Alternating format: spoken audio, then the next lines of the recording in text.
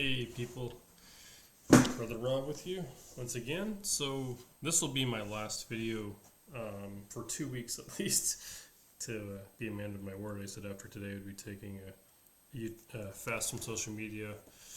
So this will be my last video posted for at least a week. I may record uh, here and there the next 2 weeks, but I won't be posting anything on YouTube for at least 2 weeks.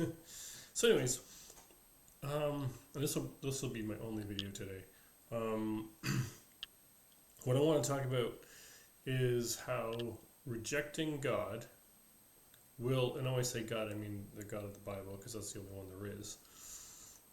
That rejecting His existence, His presence, and His power and His law will lead to self-destructive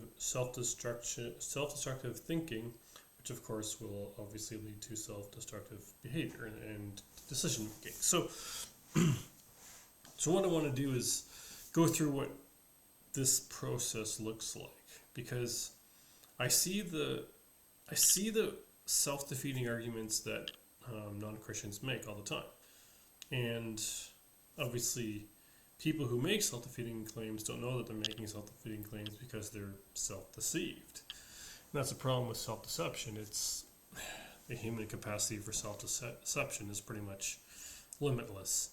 So the question is, how can any of us know at any given time that we're not being self-deceived? What way can we know? What measurement can we use? Now, I'm going to be very blunt, succinct, and forthright. The way that you can know if your thinking patterns are good or bad is according to this book, the Bible. The Bible will give you all you need and then some about how to think well. How to think well. And you can't think well if you reject God. I promise you, you cannot think well if you reject God. Because God is a source of logic, reason, and everything that is sensible. So it's unsensible to throw God out of your life, to reject the existence of God, to reject the presence of God, the law of God, just to reject. Because if you reject God, obviously you have to reject everything that God is about.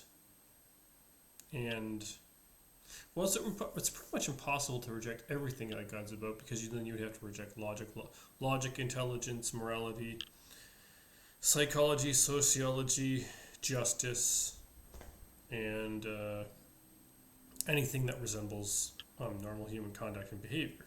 Now, you cannot throw that out without, well, either landing yourself in jail, dead, or both. And of course, no right person in the right mind, ironically, wants to be in jail or dead, because those are not things that any sensible person would want to be. So this is, I think it's a slow grade too, and what I mean by that is, I think rejection of God is it's an incremental thing. I don't think most people wake up and say, oh, do you know what? Today is the day that I'm going to reject God. No, it doesn't happen like that, at least not usually. I've heard a lot of times it's someone at the same company I previously worked at said that they reject God because they got really sick, they prayed, and then they didn't recover, but it's kind of ironic because he's telling me in perfect health. So, or there's a loss of life, presence of evil, there's abuse, or maybe many times I reject God because I want to live life my way. Well, who doesn't want to live life their way?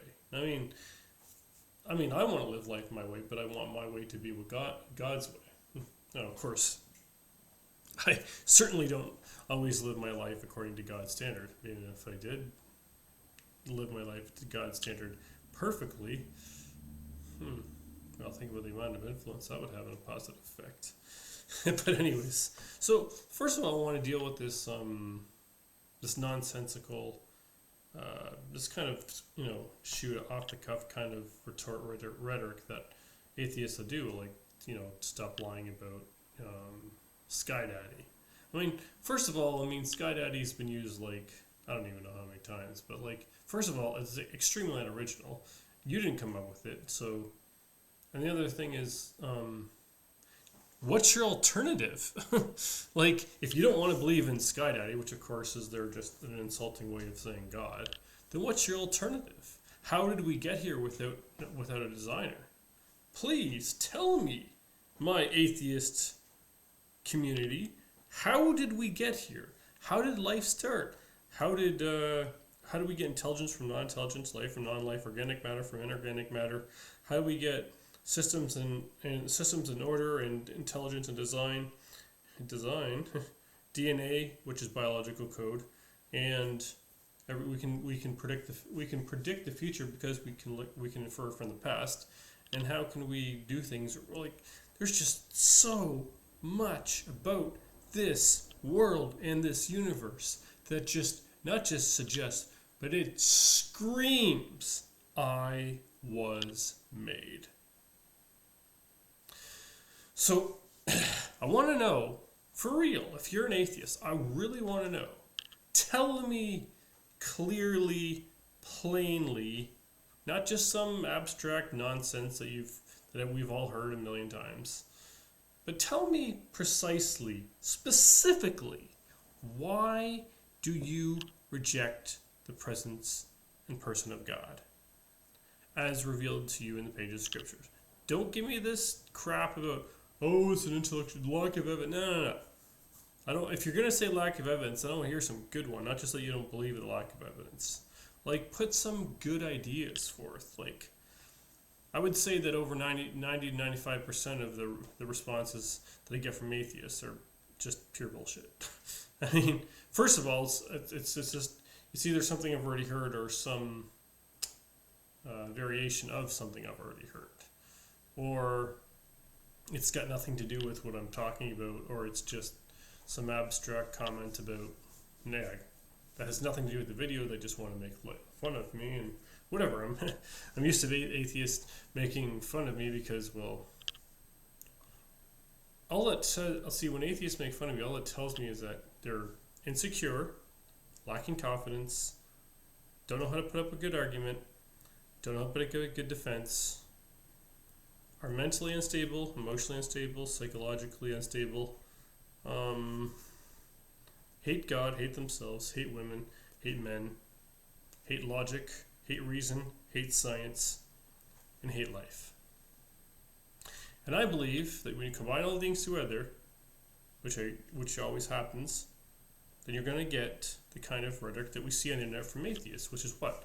Hostility, anxiousness, aggression, ad hominem, irritability, impatience, and depression, just attack. But when it comes to listening, I'm going to say this very straightforwardly. I would say that 95% of the time, atheists suck at listening. They do. They just suck at it.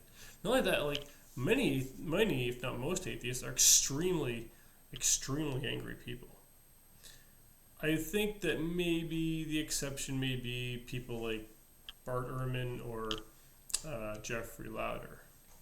I think it's definitely the exception, not the norm. Most atheists, if you look at the most common ones like Aaron Ra, Matt Dillahunty, maybe Sam Harris is chill too, but he's not intellectually pro. I mean, he's known. I mean, Dawkins is an angry guy. Dillahunty's an angry guy. Aaron Ra is a very angry dude. So you see these guys who are, Aaron Ra and Matt Dillahunty have quite a bit of clout in the public sphere, whether it's, YouTube or their own shows and programs. And so be it. I mean, it's a free market, free society.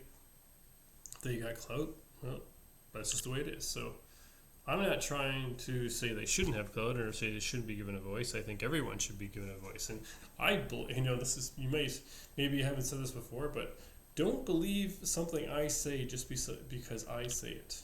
Now, how many times would you hear an atheist say that, right? Don't believe something I say just because I say it. No, atheists don't say that because they want you to believe what they say. Unquestionably, unthinkably. And they accuse us of what? Not thinking for ourselves? Talk about irony.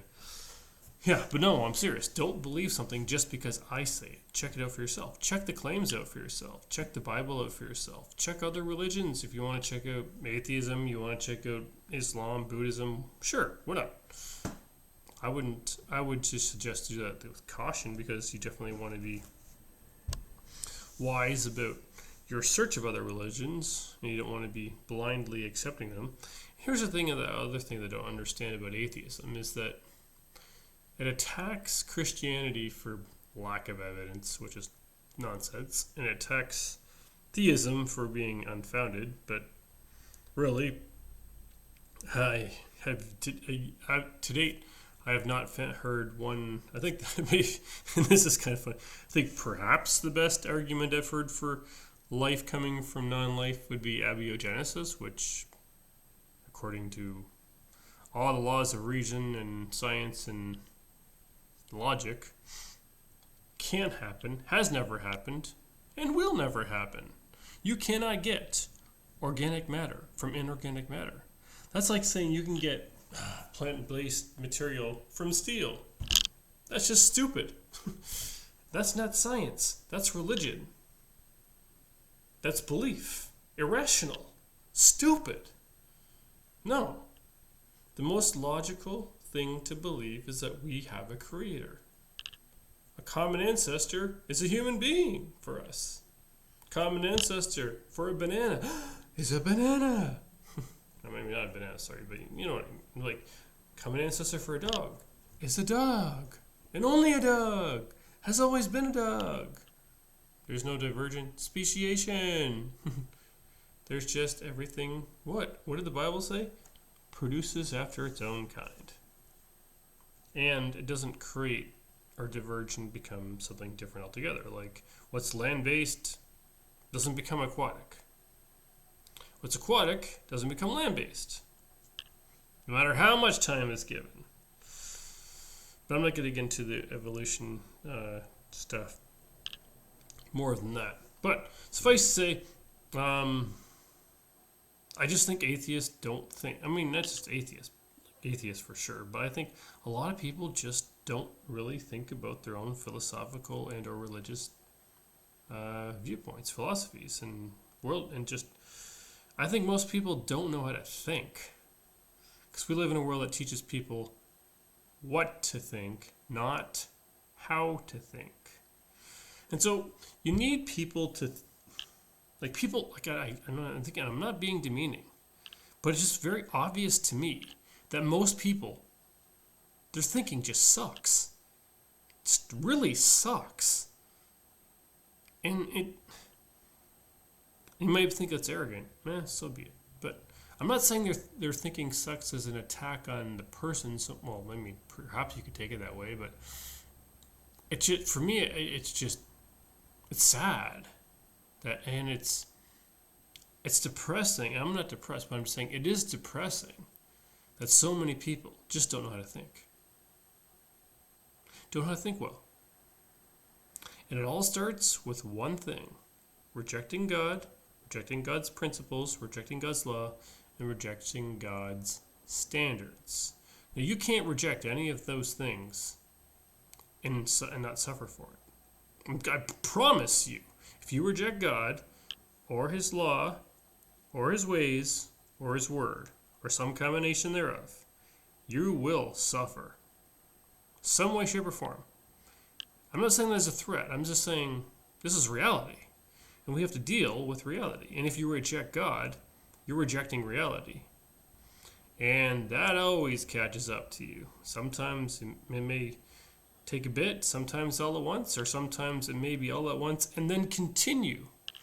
But I promise you, if you reject God, God's law, God's presence, and God's standards, you'll suffer. I say that as a warning and in a caution not to do that because it's unwise. And what is unwise? Foolish. What does a foolish person do? Foolish things. All right, that's it for now. Peace out. See you in a couple weeks, guys. Brother Rob.